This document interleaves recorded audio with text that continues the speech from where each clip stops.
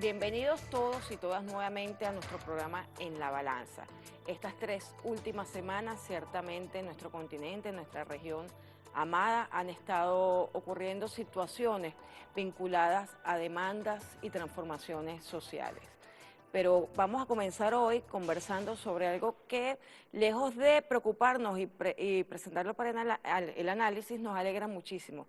Y es el triunfo de Evo Morales en Bolivia en las últimas elecciones generales 2019, que le da un mandato nuevamente por 5 años para seguir llevando a su pueblo a un espacio de verdadera transformación social y de logros políticos, económicos y sociales como nunca lo había vivido el pueblo boliviano.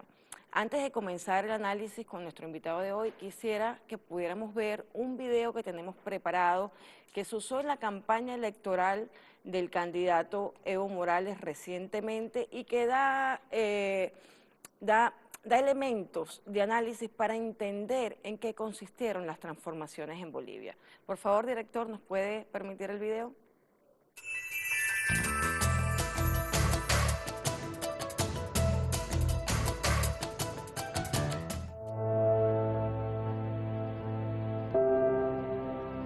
Bienvenidas y bienvenidos.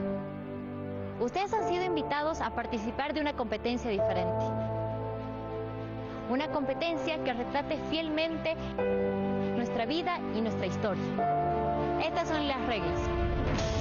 Cuando yo pregunte sobre su cotidiano, quienes hayan vivido una situación similar, suban 3 gradas. ¿Están listos? Empecemos. Suban 3 gradas quienes toda su vida tuvieron la certeza de despertar con un desayuno, un almuerzo y una cena.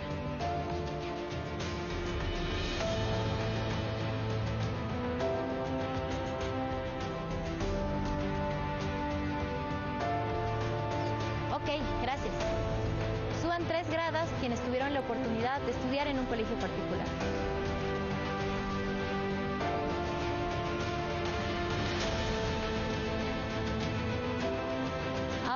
Suban 3 gradas quienes nunca tuvieron que preocuparse por no tener un lugar donde vivir o una tierra que cultivar.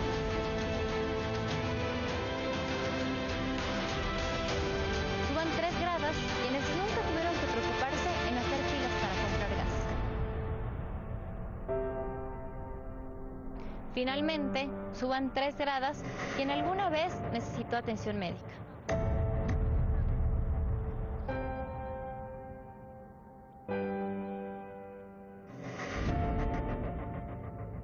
A los que están arriba, les pido que miren a sus compañeros. ¿Se dieron cuenta de la diferencia? Ninguna de las situaciones tiene relación con sus habilidades o sus competencias, pero sí tiene que ver con la clase social en la que ustedes nacieron. Y esto es determinante para que algunos estén más arriba que otros. Y ahora, miren con atención cómo podemos reducir las desigualdades. Ahora suban 3 gradas los que tuvieron la oportunidad de acceder a una vivienda social.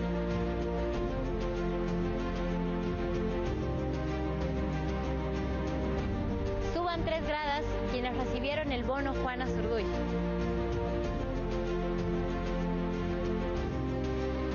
Suban 3 gradas quienes lograron completar sus estudios gracias al bono Juancito Pinto.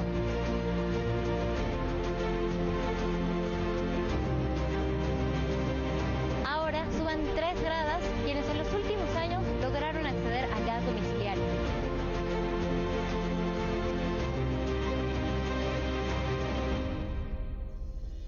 Por último, suban 3 gradas quienes ya recibieron atención médica gratuita gracias al Sistema Único de Salud.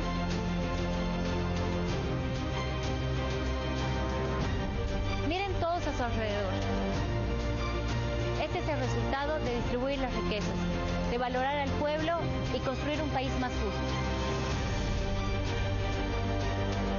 Gracias al trabajo de Evo y pueblo, ahora todos tienen la oportunidad de cumplir sus sueños. ¿Están listos? Vamos a un futuro seguro.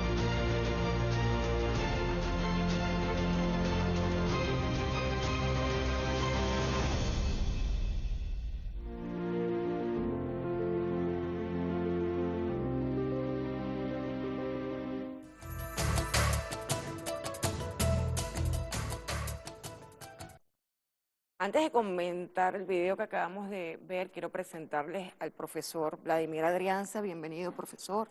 Analista político, analista además internacional, reconocida trayectoria, ha participado en importantes investigaciones en el área social, política, y hoy lo tenemos con nosotros analizando la situación de Bolivia. Acabamos de ver, profesor, cómo hubo una situación en el proceso electoral. Evo Morales viene de 4 procesos electorales, 3 procesos electorales con más del 54% de votación a favor de su proyecto, que no es su proyecto, es el proyecto Evo y Pueblo, es el proyecto del pueblo boliviano que en un momento dado, en el 2005, creyó que solamente con la representación de un compañero indígena que ciertamente llevara adelante las demandas sociales, que eran múltiples en Bolivia, se podía construir una nueva sociedad a través de un proceso constituyente. Eso se logra en Bolivia desde 2007 al 2009 con todas las dificultades porque la oligarquía boliviana no quería que se finalizara el proceso constituyente, porque era pasar de una república donde había un control de oligarquías y élites políticas minoritarias sobre todo el territorio y sobre todo las instituciones públicas del Estado boliviano a un Estado plurinacional, donde se reconociera esta nueva categoría que es el de naciones indígenas, de pueblos indígenas encontrándose, los aymaras, los quechua y cerca de 30 etnias que hacen vida allí en Bolivia. Y con ello la cantidad de transformaciones sociales que disminuyeron, profesor, esa brecha social de la que están hablando en el video, una brecha importante entre una élite, incluso una élite no solamente clase social, sino una élite blanca que decidía el destino de todo el pueblo boliviano de mayoría indígena, ¿okay? Frente a una cantidad importante que era el 70-80% más de la población que estaba excluido de la vida política y de las decisiones del país. Estas transformaciones fueron respaldadas en los siguientes años, en los siguientes procesos electorales, con más del 60%, en un país donde el voto es obligatorio, donde hay más de un 80% de participación electoral. O sea, un contundente apoyo del pueblo al presidente Evo Morales. En este proceso electoral que vimos el domingo pasado, hubo una situación bien particular, profesor, y es que efectivamente las condiciones electorales que dicen, la ley electoral establece que o ganas con el 50 más 1% o ganas con el 40% y con una diferencia de 10 puntos porcentuales respecto al candidato que está cerca de tu ventaja electoral. El domingo hubo una situación en la que la oligarquía boliviana, representada en este caso por Carlos Mesa, que fue vicepresidente de Bolivia y luego presidente encargado de Bolivia, cantó fraude antes de tiempo e inició la campaña de desprestigio del Tribunal Supremo Electoral, tal cual el mismo manual que se está haciendo o que se hace en Venezuela, se hace en Nicaragua, se hace en los países donde intentamos cambiar el modelo.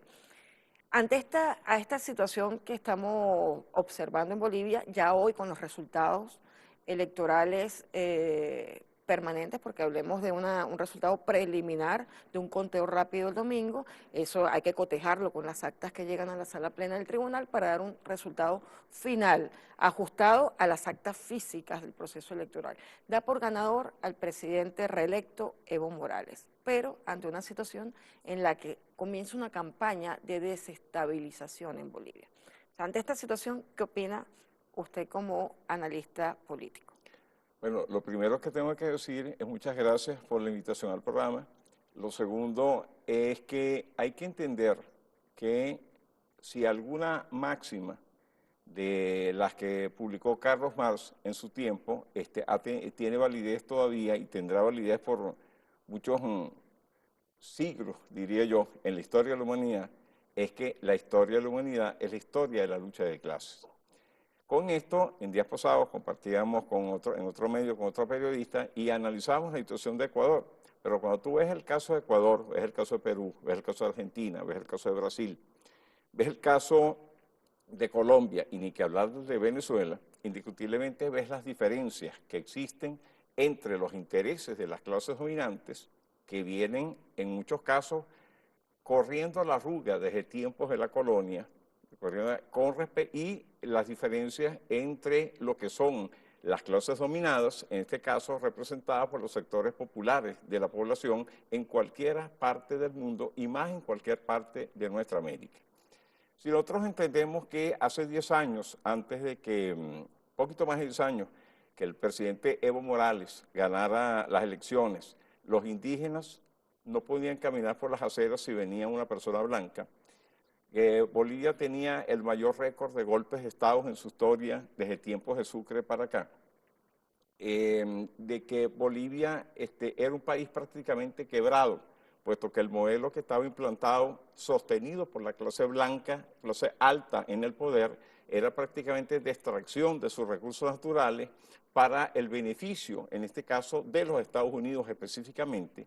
Podemos entender que el cambio que ha impuesto Evo Morales definitivamente ha trastocado toda esa estructura, porque no solamente ha sido un cambio en lo económico, sino que ha sido un cambio en lo social.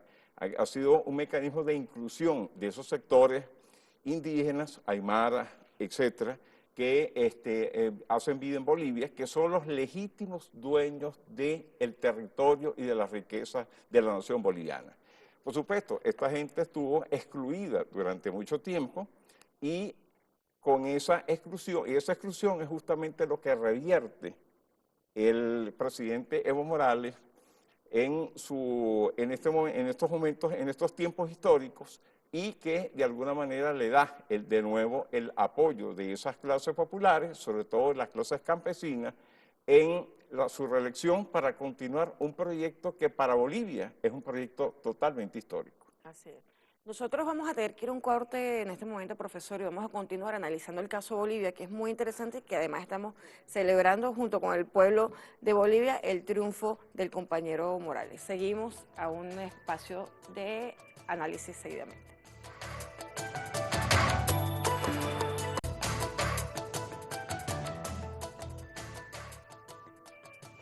Continuamos en la balanza con nuestro invitado de hoy, el profesor Vladimir Adrianza, analista político, analista además de geopolítica. Profesor, estábamos conversando sobre la situación de Bolivia.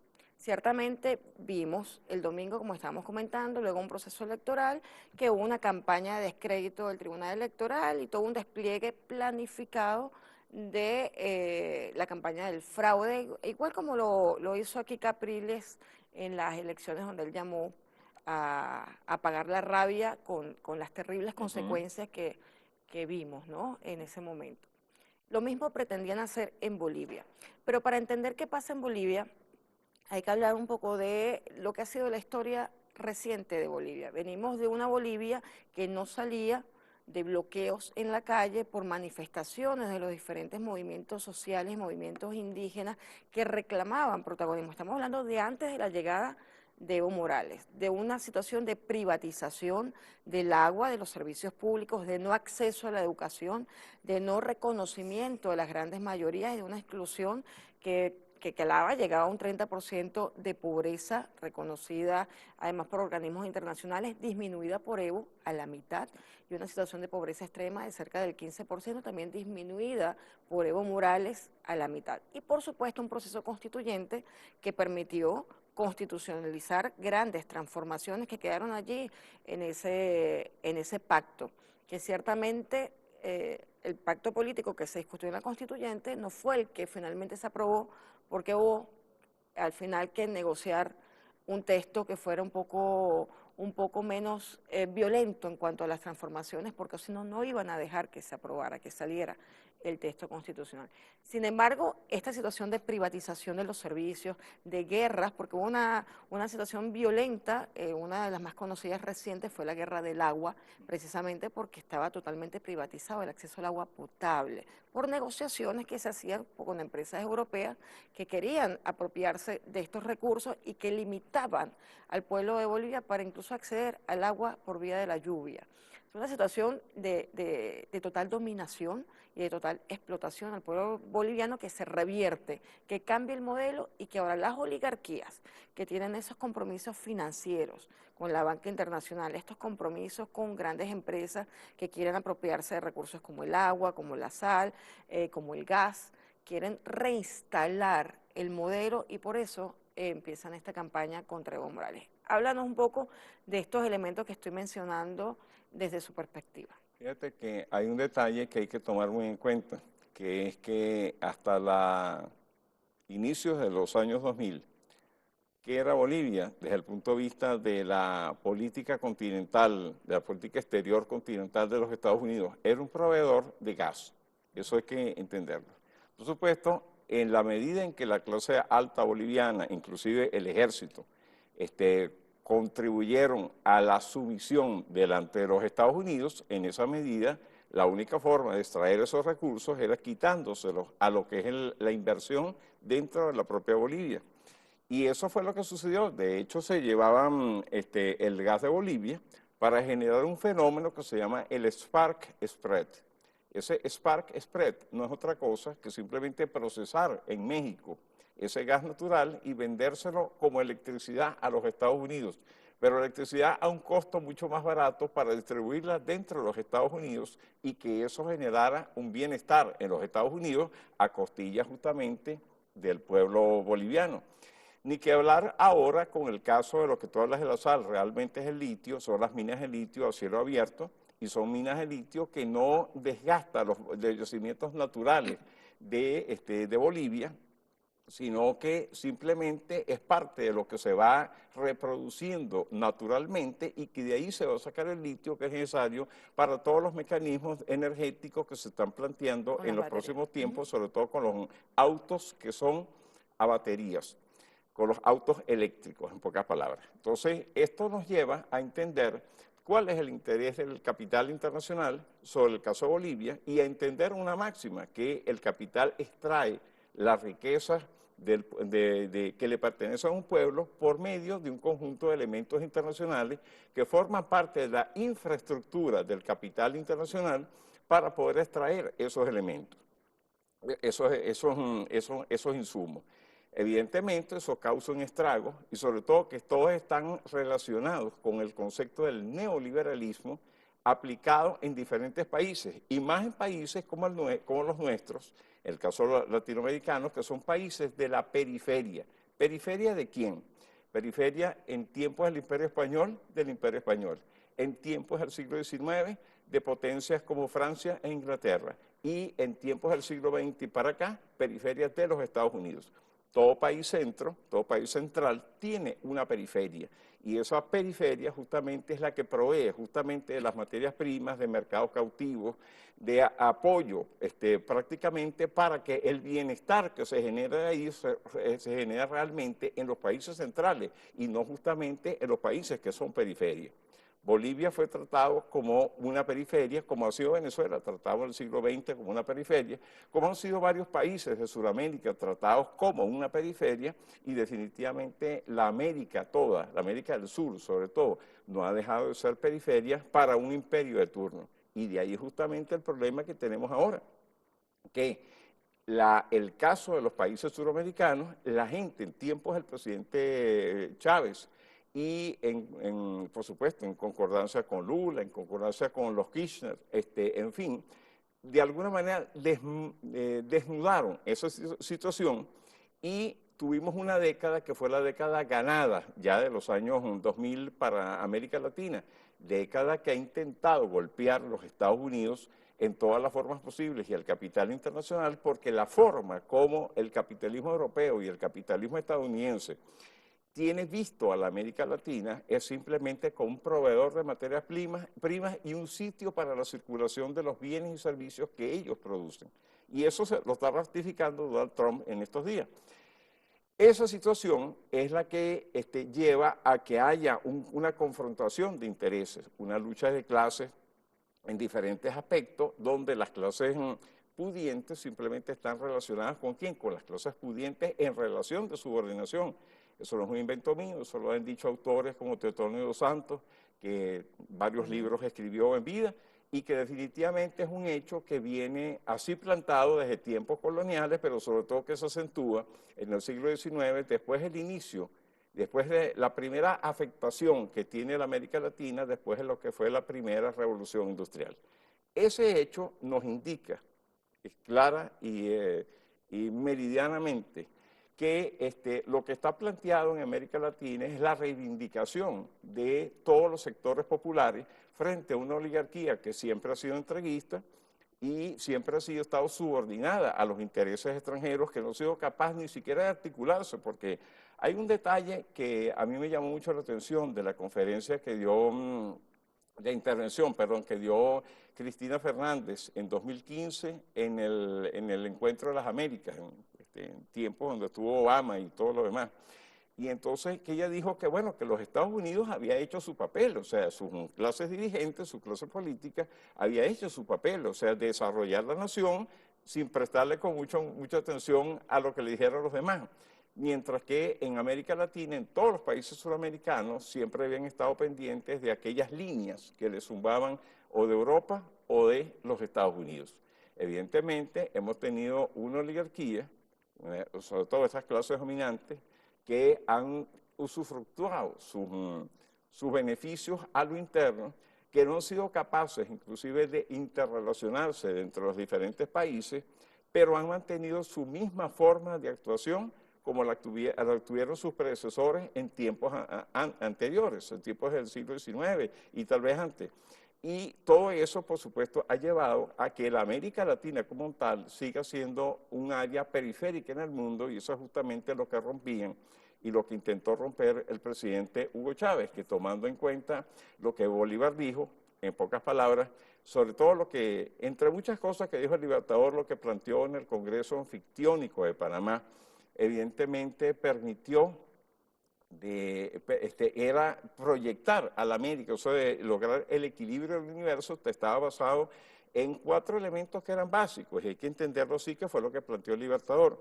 Lo primero y principal es un ejército común, 100.000 hombres en armas, una escuadra naval, tratados de intercambios comerciales entre todas las naciones de Sudamérica, algo que había prohibido el Imperio Español, y entre otras cosas, la liberación de la esclavitud. Esos eran 4 elementos dentro de los 11 o 12 que planteó el Libertador en el marco de ese congreso, a través de sus emisarios, y que definitivamente no se pudo avanzar mucho. ¿Por qué? Porque hubo la percepción de las clases suramericanas que tenían miedo de que se reprodujera la situación que pasó en Haití en 1804, y lo que hizo personajes de los Estados Unidos ligados a la administración de John Quincy Adams para estimular ese hecho y evitar que en esta región del mundo se conformara una unión de repúblicas como la que planteó el Libertador.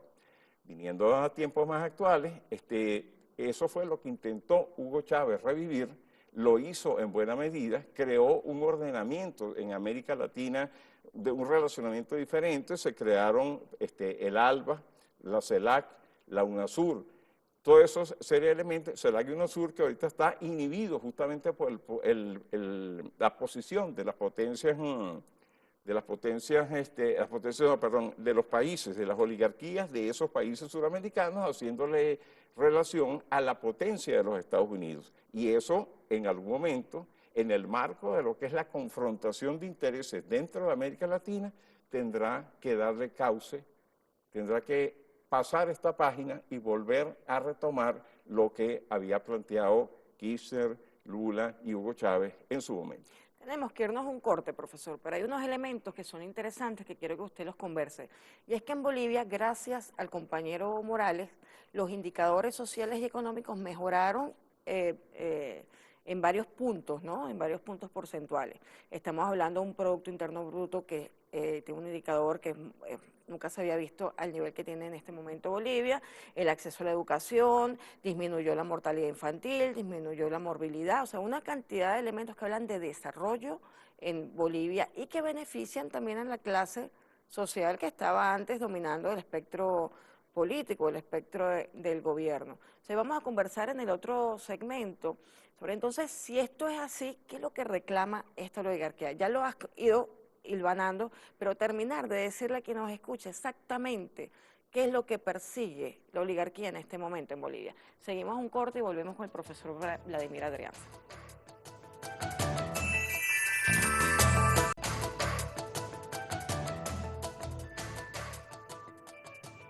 Continuamos en TV's con nuestro invitado de hoy, el profesor Vladimir Adrianza. Conversábamos, profesor, de que hay unos indicadores económicos, sociales, que hablan de un gran desarrollo en la economía y en la vida del pueblo boliviano. O sea, ante esta situación, ¿qué es lo que reclama la oligarquía? ¿Cómo fue además que Evo Morales logra construir esta nueva realidad económica y social en Bolivia? ¿Qué pasos dio Evo Morales para garantizar los derechos a todo el pueblo boliviano y qué es lo que le molesta tanto a la oligarquía que pretende desestabilizar un gobierno que por primera vez en 15 años ha logrado sostener la paz social dentro de Bolivia, que venía de cantidad de movilizaciones y de momentos de importante desestabilización. Ahí no duraba, igual que en Ecuador, los presidentes no terminaban el mandato porque salían denunciados, salían perseguidos o simplemente había que destituirlos por malversación o por cualquier otro delito que cometían. Estimada Olga, el problema de Bolivia tiene mucho que ver con lo que explicábamos en el segmento anterior, pero vamos a ir a los detalles fácticos del mismo. En una sociedad que no es capaz de defender los intereses que le son inherentes a todos los grupos, a todo el contexto social, puede pasar lo que ha sucedido en Bolivia o lo que ha sucedido también en Venezuela. Vamos a explicarlo un poco. ¿Qué es lo que ha hecho Evo Morales? Fíjate que tú mismo decías que no había en tiempos anteriores, ¿qué era lo que sucedía? Que la riqueza no se quedaba en Bolivia. Fíjate que una de las cosas que ha hecho Evo Morales a raíz de la reforma constitucional, de replantearse, mejor dicho, más reforma, no, la nueva constitución de Bolivia, tal vez con alcances menores que los que ellos pensaban, pero simplemente ha revertido algo que es fundamental en el concepto de lo que se llama el modo de producción. En pocas palabras, Bolivia está procesando dentro del territorio nacional en una relación de ganar-ganar, donde el Estado, por supuesto, es rector porque tiene la mayoría de las acciones, los recursos naturales no renovables, en este caso, en el caso del gas, que antes simplemente eran extraídos de Bolivia y procesados fuera de Bolivia. Hoy en día el gas es producido en Bolivia, hay empresas transnacionales trabajando en ello, en una relación de 51-49 respecto al Estado boliviano, pero eso está produciéndose en Bolivia, está generando divisas de exportación que luego son reinvertidas en el hecho social en Bolivia, cosa que no sucedía antes. Yo, antes de que se me olvide, profesor, yo quiero, como usted es estudioso también del tema económico, que también lo converse en este análisis, hubo una de las políticas de Evo Morales, fue la de desdolarizar Bolivia. Eso es importantísimo porque ciertamente no era la moneda, el dólar, la moneda de curso legal, era el boliviano, pero estaba dolarizado de facto. De hecho, uno lo podía observar allá, o sea, cambiaban monedas en las calles, cambiaban el dólar por bolivianos, bolivianos por dólares y todo te lo cobraban en dólares. Haber desdolarizado Bolivia, haber fortalecido al boliviano y con ello haber sostenido niveles aceptables haber impedido la hiperinflación, haber sostenido los precios en un margen aceptable durante tantos años, será uno de los elementos que también perturba a estas oligarquías que están relacionándose con quienes quieren desestabilizar la región. Evidentemente, hay un detalle que hay que tomarlo en cuenta. La política de los Estados Unidos, ¿cuál ha sido? Simplemente de venderle el dólar a todo el planeta. O sea, en la medida en que ellos venden el dólar a todo el planeta, impulsan lo que es su política monetaria, en pocas palabras, la política de la Reserva Federal de los Estados Unidos. Entonces, como un país que no tiene control sobre su moneda, puede ejercer algún tipo de política para evitar la salida de beneficios producidos en esa economía. No es posible. O sea, es como si en Venezuela elimináramos el bolívar, que esa es justamente la intención de la derecha nacional e internacional. ¿Para qué? Para dolarizar la economía. En otras palabras, para acabar con el Banco Central o con la figura del Banco Central y evitar que Venezuela, por la vía cambiaria, tenga control de su economía y tenga control de la producción dentro de su economía. Eso es lo que le hacían en Bolivia y eso es lo que han hecho en diferentes países suramericanos. Sobre todo, ¿por qué? Por algo que hablábamos anteriormente. Pragmáticamente, la derecha de cada uno de los países suramericanos ha estado relacionada con los designios de Washington, que de alguna forma ha contribuido a su enriquecimiento. Entonces, esa historia no es extraña en Bolivia, como tampoco es extraña ahorita en Venezuela. Estamos hablando de que en los años 80 hubo las peores inflaciones que pudo haber tenido región del mundo, la América Latina. ¿Y por qué se dieron esas inflaciones?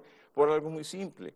Estados Unidos venía a un proceso de descenso, al igual que los principales países de centros del mundo, venía un proceso de relativo descenso para el momento y ellos se da el embargo petrolero que llevó a los países de la OPEP a elevar los precios del petróleo.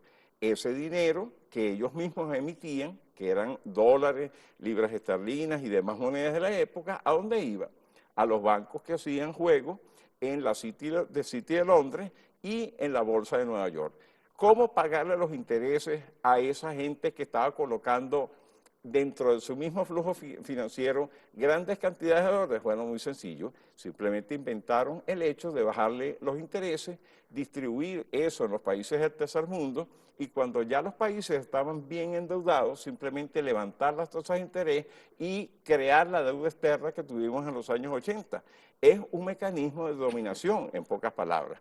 Y eso justamente se hace, ¿por qué? Porque en la medida en que tú entregas un préstamo y ese préstamo priva sobre tu decisión local, en esa medida tú controlas los gobiernos y más si tienes a tu favor aquellas clases dominantes que siempre han jugado contigo en ese terreno.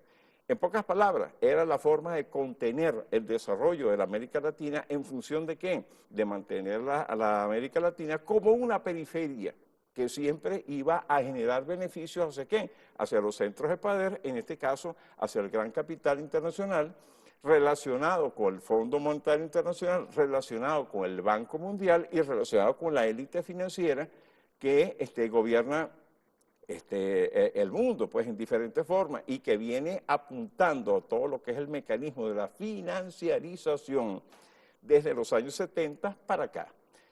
Justamente ese concepto de la financiarización, que hoy en día, por cierto, hay que decirlo así, le da un gran golpe a los Estados Unidos, toda vez que ha permitido que de los Estados Unidos salga la capacidad industrial que ellos tenían en tiempos de la Segunda Guerra Mundial, por ejemplo, y hasta los años 70, para colocar las industrias de capital privado en diferentes otras partes del mundo, para disminuir los costos, pero ¿para qué? Para que el gran mercado de los Estados Unidos, con un dólar fuerte, sea capaz de consumir y de generar ganancias hacia las transnacionales de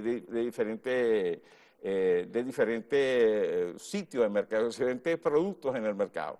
Entonces, todo eso simplemente se logra, simplemente el beneficio de un sitio se traslada al otro. Lo que hablamos en el Spark Express en el segmento anterior, que saques el gas de Bolivia, lo transformas en electricidad en México y eso entra a precios subsidiados a los Estados Unidos, donde genera justamente las grandes ganancias y la gran acumulación.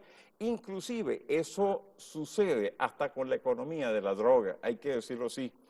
Decía, y vuelvo a decirlo, Cristina Fernández, se exporta la droga de Colombia, por ejemplo, y ahí llega a los Estados Unidos y lo que valía 2 allá vale 8, pero la acumulación de capital se hace ¿dónde? En los paraísos fiscales y en los bancos estadounidenses, donde justamente va a parar el capital excedentario del mercadeo de todas esas cuestiones. Que valga un paréntesis, ¿no? ¿Cómo es posible que no se pueda detectar esta cantidad millonaria de dólares que maneja el cartel Colombia-Estados Unidos? Eso es un cartel. Sí, es que no solamente es un cartel, y no se puede detectar por una razón muy simple. Está en manos el gran negocio de Colombia, y lo podemos, no sé si tenemos tiempo en este segmento, pero podemos hablarlo en el próximo segmento. El problema la producción de drogas en Colombia está en manos del 1% de la población. Eso lo podemos demostrar con cifras en la próxima parte del programa. Bueno, nos vamos a un corte y seguimos con el profesor Vladimir Adrianza en el próximo segmento.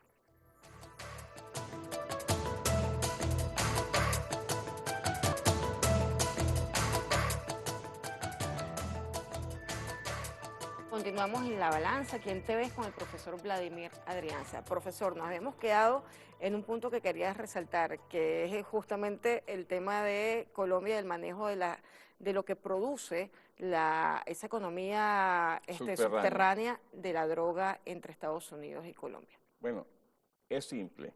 Si el 1% de la población colombiana es dueña del 81% de las tierras de cultivo de Colombia, ¿de quién es el negocio de la droga? Sencillo, es del 1%, o sea, los dueños del latifundio, de la oligarquía que ha manejado el país desde tiempos del virreinato, en pocas palabras. Así es. Sencillo como eso. Entonces, todo el deterioro que ha tenido en los últimos al menos 60 años la situación colombiana, del cual en Venezuela hemos sido afectados por en diferentes formas y en diferentes épocas. Entonces, definitivamente tiene que ver con ese detalle. La ventaja, profesor, de poder tener estos espacios de comunicación es mostrar los números, mostrar los argumentos para poder analizar situaciones, pues las campañas, la propaganda para defender estos grandes negocios de la muerte, pues ocupan los espacios comunicacionales en casi todos nuestros países. Yo quería continuar con lo que veníamos conversando, profesor, el tema de las transformaciones en Bolivia, ciertamente reconociendo que las grandes transformaciones pasaron por un proceso constituyente, pero que eso no es suficiente. O sea, si tenemos una constitución como la boliviana, un Estado plurinacional, pero cambia el gobierno en Bolivia, obviamente no va a tener el mismo interés de llevar adelante o desarrollar el programa constitucional que le encomendó el pueblo en un pacto. O sea, tenemos que entender, y lo quisiera analizar contigo, que no basta con tener buenas constituciones.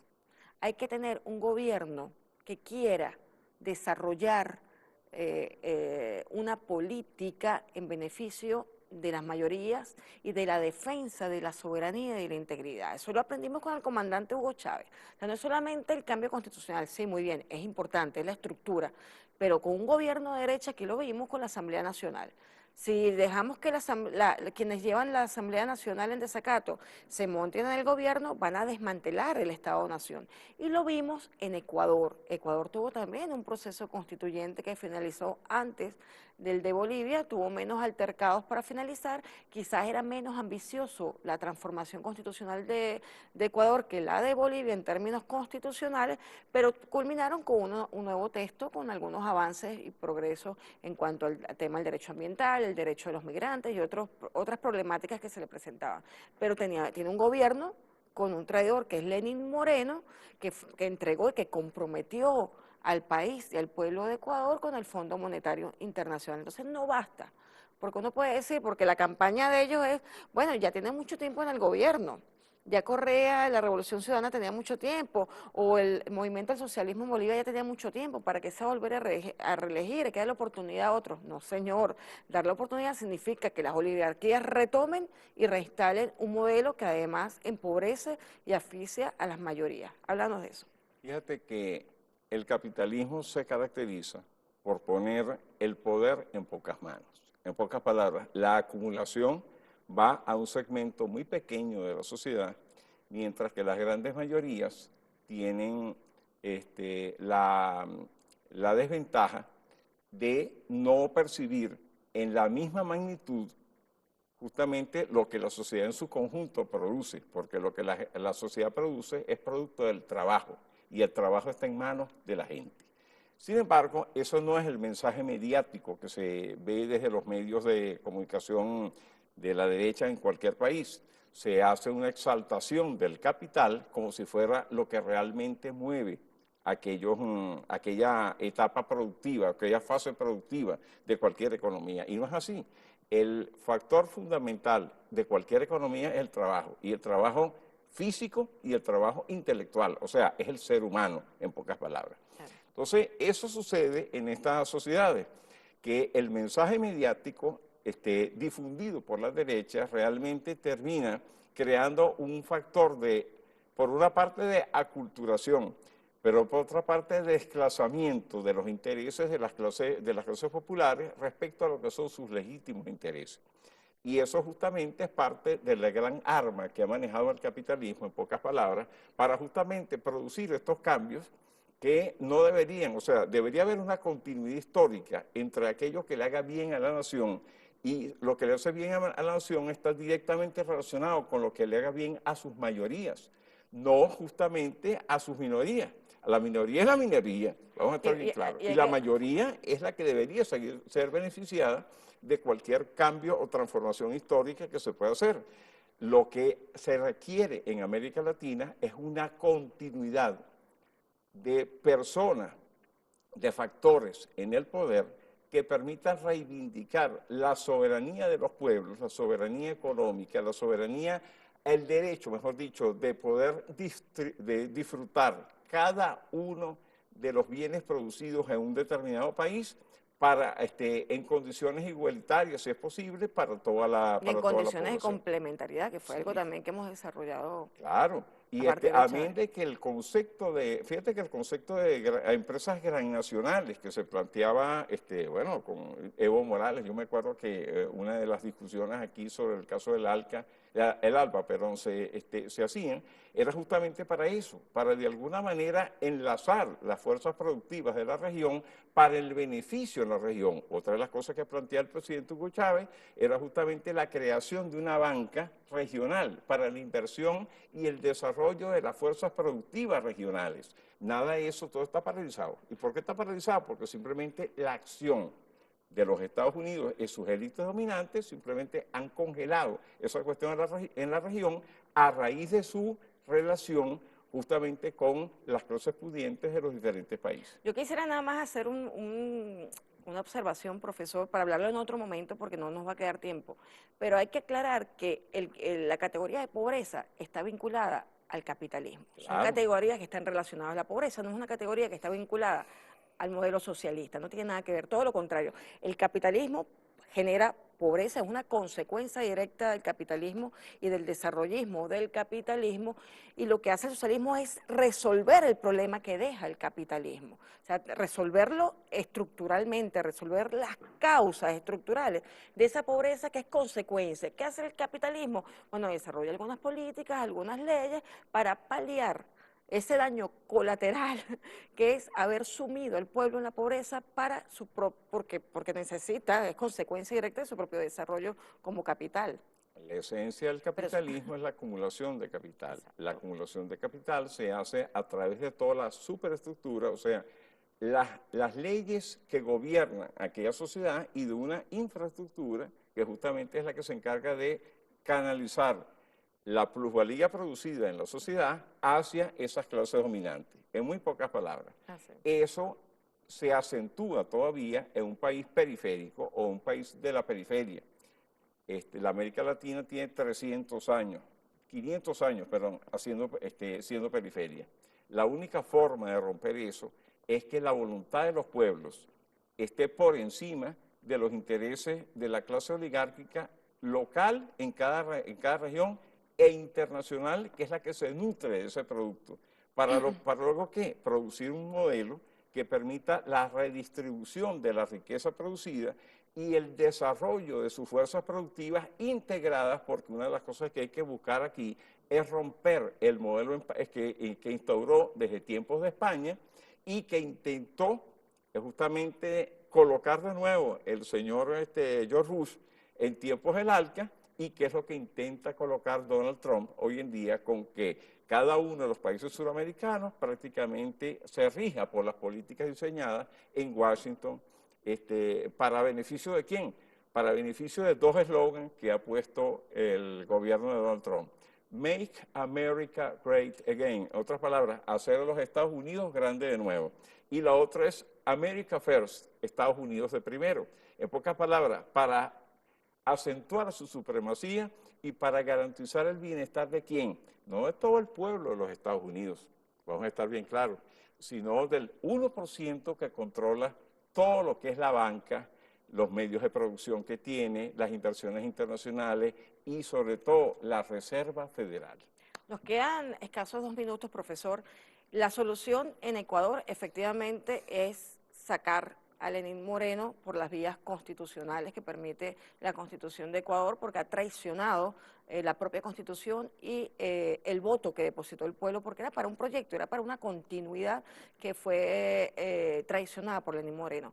Pero nos queda un minuto para que usted nos analice, pero el caso de Chile es distinto. Hay una Constitución de Pinochet y hay una movilización. Nos queda un minuto, profesor, pero háblenos un poco de lo que está ocurriendo en Chile en este momento y ya nos despedimos. Es el mismo problema estructural que hemos tenido en toda la América Latina. Tienes una clase en el poder, en el caso de Chile, sustentada por la Constitución pinochetista, y esa Constitución genera privilegios, como lo hemos visto en las últimas horas, con las declaraciones que la misma gente del pueblo le ha dado a los medios, donde los privilegios de la clase pudiente, los privilegios de los carabineros, los privilegios de los militares y de los senadores de la derecha están sumamente por encima de cualquier cosa que tenga el pueblo. Entonces, simplemente lo que ha hecho esto es explosión, porque ya el pueblo chileno tiene mucho tiempo aguantando esa condición pinochetista que de paso fue impuesta a sangre y fuego, con cualquier cantidad de muertos en Chile y con un silencio histórico dentro de la sociedad chilena para que la gente joven no se entere de lo que ahí pasó. Eso está sucediendo ahorita y eso es lo que está emergiendo. De hecho, fueron más de 40 años desde aquel golpe en el año 73 en el que se sembró el terror para que no se volviera a hablar de un proyecto socialista. Ahí aplicaron a Allende en muy poco tiempo una guerra no convencional, distorsión de la economía, problemas con la distribución de los alimentos, hiperinflación, o sea, es el mismo paquete de guerra no convencional que aplicaron y que perduró en el tiempo, porque efectivamente el terror silenció las conciencias por mucho tiempo, que hoy están despertando, bueno, porque ya no se puede sostener el silencio. Lo más grave de todos los silencios que hemos visto, profesor, es el silencio de la alta comisionada Michelle Bachelet, que además fue ministra de la Defensa, o sea, que no ayudó en su ministerio a formar a sus milicos, porque además sigue el término usándose por desprecio al dolor que causaron los militares en Chile durante tantos años, tantas muertes y tantas familias rotas producto del exilio.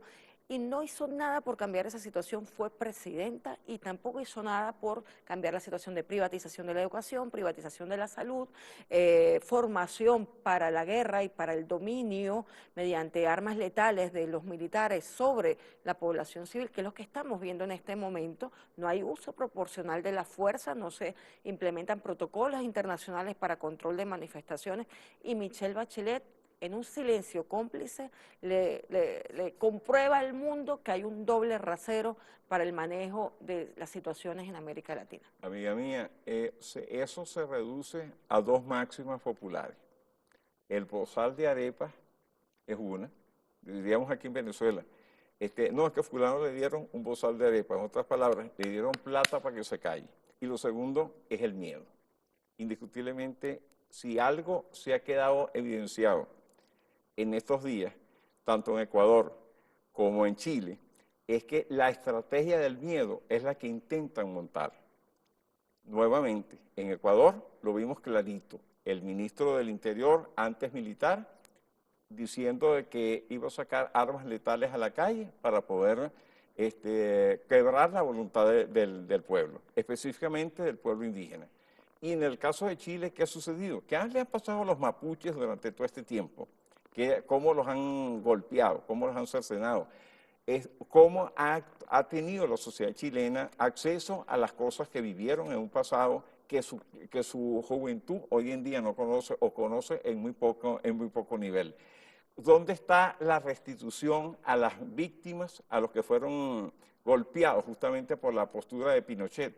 Todo eso está todavía puesto sobre el tapete en el caso de la sociedad chilena. ¿Por qué? Porque simplemente, insisto, y en esta cuestión, es una cuestión de interés de la clase dominante en mantener el privilegio que a ellos, la estructura y la superestructura de ese Estado, en combinación con factores internacionales, les interesa para ellos mantener el privilegio en contra de un pueblo. Nos tenemos que ir, profesor. Gracias por habernos acompañado y por su análisis. Nosotros nos despedimos, además emocionados porque tenemos un pueblo despierto en toda la región. Los pueblos despiertan cada 100 años y nosotros hemos despertado y seguimos en la lucha por la defensa de la soberanía y de los derechos de nuestros pueblos. Seguimos en otra oportunidad.